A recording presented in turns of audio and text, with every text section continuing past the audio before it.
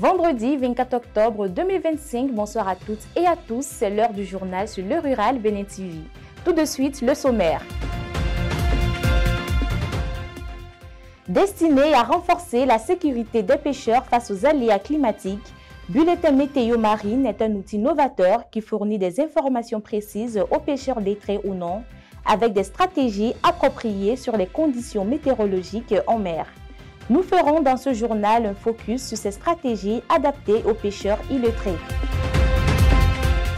Également, nous parlerons des maraîchers de Grand Popo qui traversent un moment particulièrement compliqué suite au timide écoulement de leurs oignons. Leur cri de cœur dans ce journal.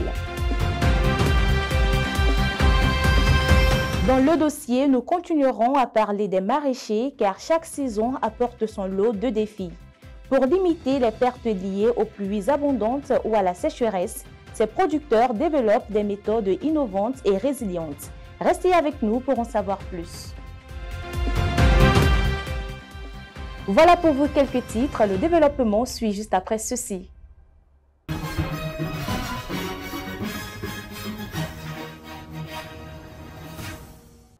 La semaine touche à sa fin, mais les informations agricoles continuent. Très heureuse de vous retrouver pour cette nouvelle édition. Démarrons avec les prévisions météorologiques de demain dans les villes d'Adjongou et de Djidja.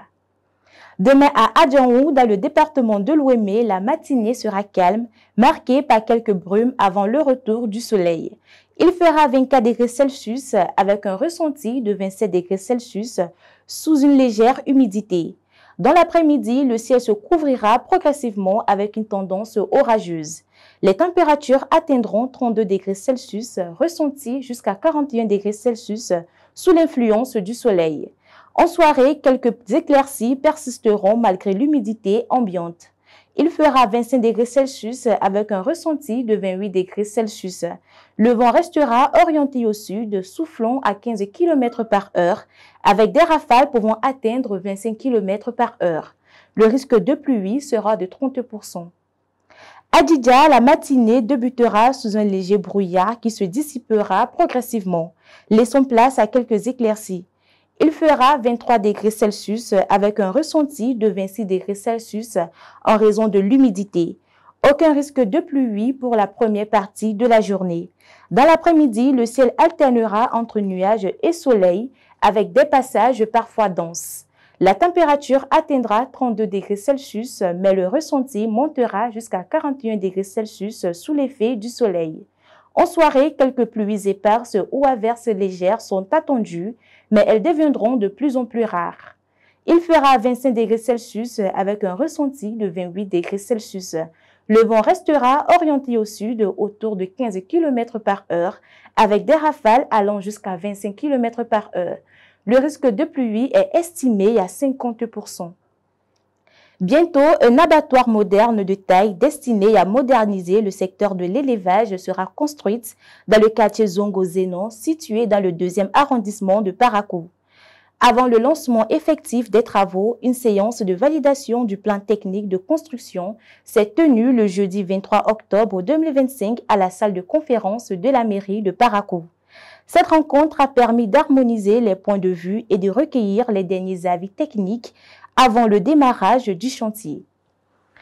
Pour renforcer la sécurité des pêcheurs face aux aléas climatiques, le bulletin météo marine est un outil novateur développé qui fournit des informations précises sur les conditions météorologiques en mer. Conçu dans une approche inclusive, le bulletin prend également en compte les pêcheurs illettrés grâce à des stratégies adaptées de diffusion et de vulgarisation. Reportage.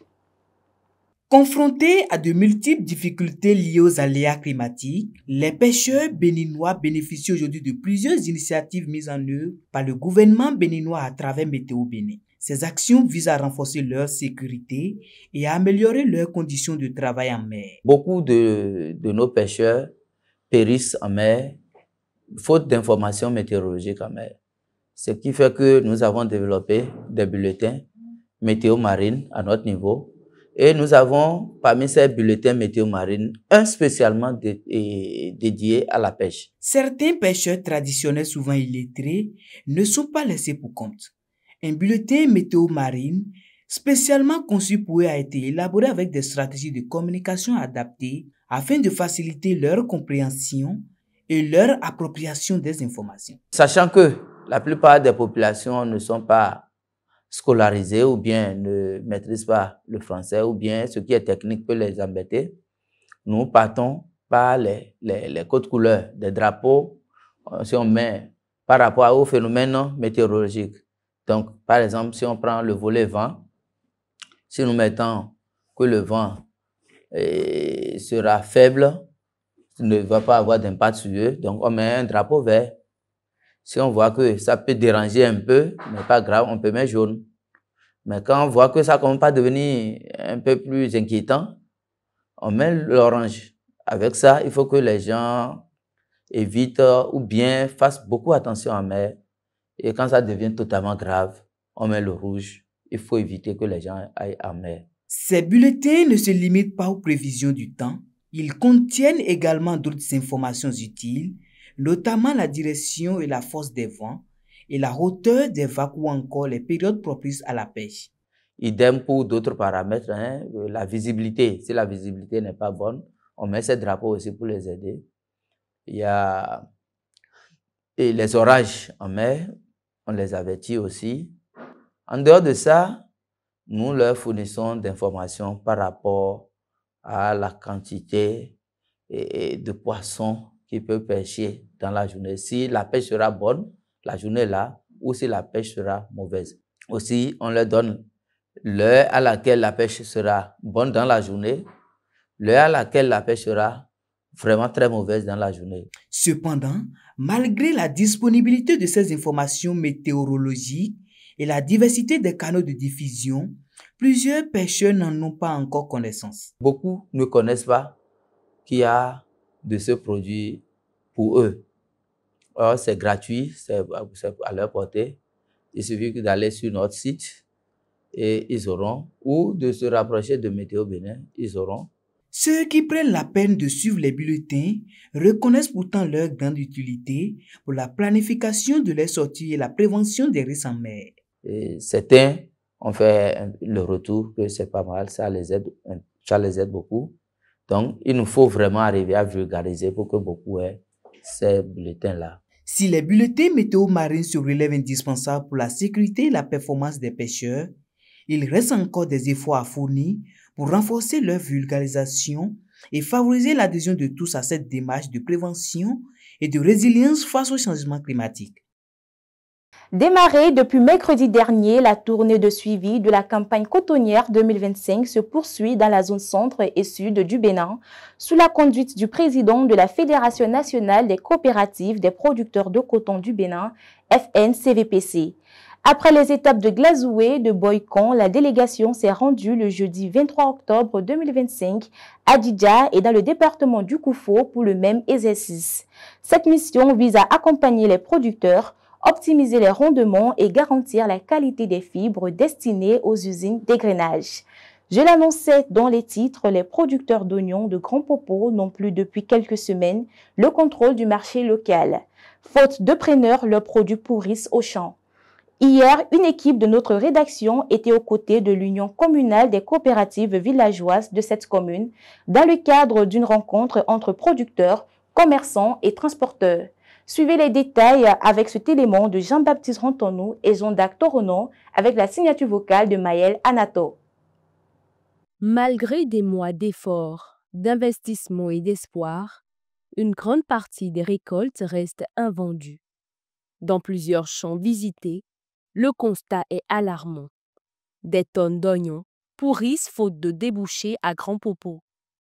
Ce 23 octobre 2025 à Evé-Kondi, maraîchers, commerçantes locales et celles du grand marché de Dantopa, ainsi que des transporteurs se sont réunis autour de cette même préoccupation. On a été confronté à un choc très violent. Et c'est le choc de l'importation des oignons venant du Nigeria. Ces oignons ont envahi tellement le marché au point où nos commerçants, nos importateurs, nos commerçants n'arrivent plus, puisque le marché est inondé, n'arrivent plus à écouler notre produit et au plan local. Face à cette situation critique, l'Union communale des coopératives villageoises de maraîchers de Grand Popo, l'UCCVM, ne reste pas bras croisés. À travers cette rencontre d'urgence, ces producteurs lancent un cri de cœur. Le ton empreint de désarroi, ils souhaitent trouver des solutions immédiates. Il serait de bon ton que l'État nous aide à réguler un tant soit peu. C'est en protégeant les producteurs locaux que nous sommes. Ça va également permettre à ce que les commerçants également puissent souffler un peu. Parce que cette situation fait que même ces commerçants-là, aujourd'hui, tournent à perte. Ça fait que même quand vous les appelez, vous les invitez pour dire, ah, nous avons la production sous la main, elles disent, mais tant qu'il n'y a pas le marché, elles ne viendront pas. La mévente là, créer donc un problème aussi bien aux producteurs qu'aux commerçants. Les commerçantes et les transporteurs pointent du doigt la saturation du marché national. Pour elles, les importations massives d'oignons étrangers étouffent le marché. Les étrangers ont l'accès à notre marché tellement qu'ils amènent comme ils veulent et ils vendent comme ils veulent. Et nous, en tant que commerçantes qui sommes sur le terrain, qui payent des impôts, les taxes, on n'a pas le droit, ni le droit même de dire qu'ils n'ont pas accès à ce marché. Donc, sans l'accompagnement du gouvernement, ça ne peut pas marcher. Nous lançons un appel de cri à nos autorités de nous écouter, hein, de nous appeler. On va s'asseoir, on va discuter. Mais on ne dit pas d'interdire les marchandises de l'extérieur, on ne dit pas, mais de nous organiser, d'assainir ça. À travers cette assise, l'UCCVM Grand Popo lance un appel pressant aux autorités locales et nationales. Il est urgent de réguler les importations et de mettre en place des mécanismes de stockage, de conservation et de distribution efficaces. Aussi, pendant que les oignons continuent de se détériorer dans les champs, un message fort se dégage. Opérateurs économiques, grossistes, transformateurs, le moment est venu de se rapprocher des producteurs pour soutenir la production nationale et sauver la saison. Hors de nos frontières, le gouvernement ghanéen a annoncé le 21 octobre 2025 un plan visant à créer plus de 500 000 emplois dans le secteur agricole grâce au développement des cultures économiques, notamment le palmier à huile. L'initiative a été dévoilée à Washington par le ministre des Finances, Dr Cassiel Atto Forson, lors d'une réunion avec le vice-président régional pour l'Afrique de la Société financière internationale. Le projet prévoit de stimuler toute la chaîne de valeur de la production à la transformation et à l'exportation pour soutenir la croissance économique et la création d'emplois durables. Le dossier du jour à présent, les saisons, qu'elles soient pluvieuses ou sèches, représentent un véritable défi pour les maraîchers du Bénin. Entre pertes de cultures liées aux inondations ou aux attaques de ravageurs, ces producteurs doivent sans cesse adapter leurs pratiques pour sécuriser leurs récoltes. Vignon Justin Adondé et Jean-Dac Toronon, avec la signature vocale de Muriel Rounkari, nous parlent des stratégies développées par les maraîchers pour faire face à ces défis. Suivez.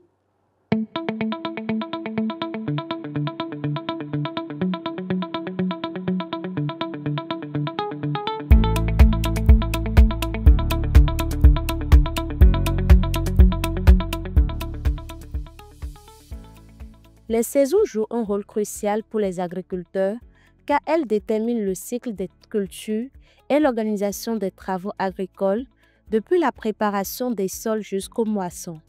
Chaque période de l'année a ses particularités et influence directement le développement des plantes et des animaux, ce qui impacte le rendement des exploitations. Au Bénin, les maraîchers rencontrent de grandes difficultés pour s'adapter aux différentes saisons, surtout face aux effets croissants des changements climatiques. C'est le changement climatique qui nous perturbe. Tantôt il pleut trop, comme ça ne se doit pas. Et puis, chez nous, on n'a pas besoin de beaucoup de pluie. Nous arrosons déjà. On est des maraîchers, nous arrosons déjà, nous contrôlons l'arrosage. Parfois, il pleut trop et ça dépasse la dose qu'il faut. Nous perdons de culture. Par exemple, l'oignon n'a pas besoin de beaucoup de culture. C'est sensible à l'anthracnose et aussi les vertébrés pourris. La carotte, ça dépend de quel stade il faut pour l'arroser beaucoup. Quand il pleut trop, ça ne nous arrange pas. Et quand il ne pleut pas trop aussi. Quand il ne pleut pas du tout, ça ne nous arrange pas non plus. En saison pluvieuse, de nombreuses cultures sont perdues en raison d'inondations, de maladies fongiques ou d'autres facteurs liés à l'excès d'eau. Cette période expose donc les maraîchers à des risques importants pour leur récolte. La difficulté que nous rencontrons au cours de cette période, c'est les chenilles qui se multiplient plus encore. Et puis les plantes ne grandissent. Quand il pleut trop, les plantes ne grandissent pas comme ça se doit.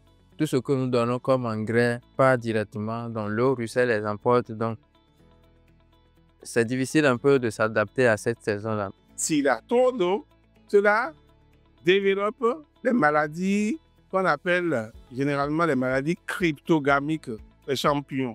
Quand il y a trop d'eau, les champignons se développent, attaquent les parties aériennes et surtout les feuilles. Et les feuilles n'arrivent plus à réaliser la photosynthèse.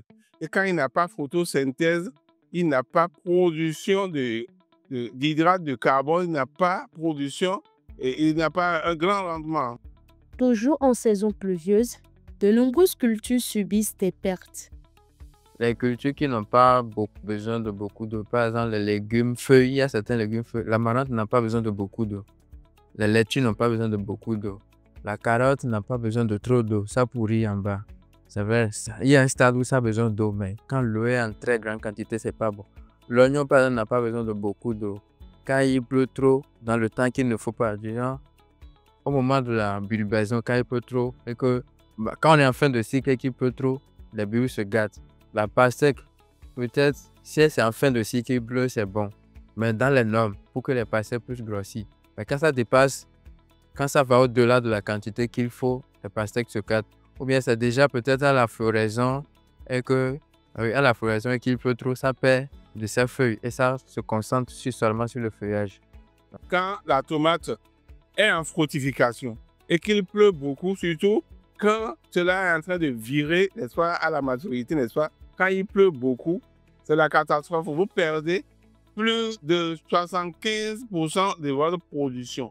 Pour faire face à ces défis liés à la variabilité climatique et aux saisons, les maraîchers béninois ont dû développer leur propre stratégie d'adaptation. En 7 ans, on s'adapte. Du genre, on trouve la culture qui s'adapte au temps qu'il faut. On est maraîcher, on essaie de s'adapter à toutes sortes de saisons, de cultiver tout ce qu'il faut. Nous devons rechercher des variétés résilientes, des variétés qui résistent, n'est-ce pas, à ce phénomène. Face aux saisons imprévisibles, il devient urgent d'accompagner les maraîchers par des formations, des outils et des politiques adaptées pour garantir la résilience et la prospérité de l'agriculture béninoise.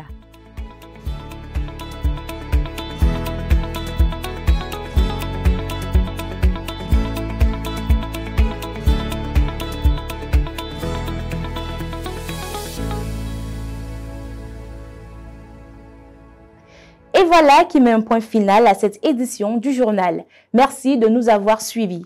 Aujourd'hui, 24 octobre 2025, est célébrée la Journée mondiale d'information sur le développement, une occasion de réfléchir à nos actions pour un avenir plus durable et solidaire. Excellent début de week-end à tous.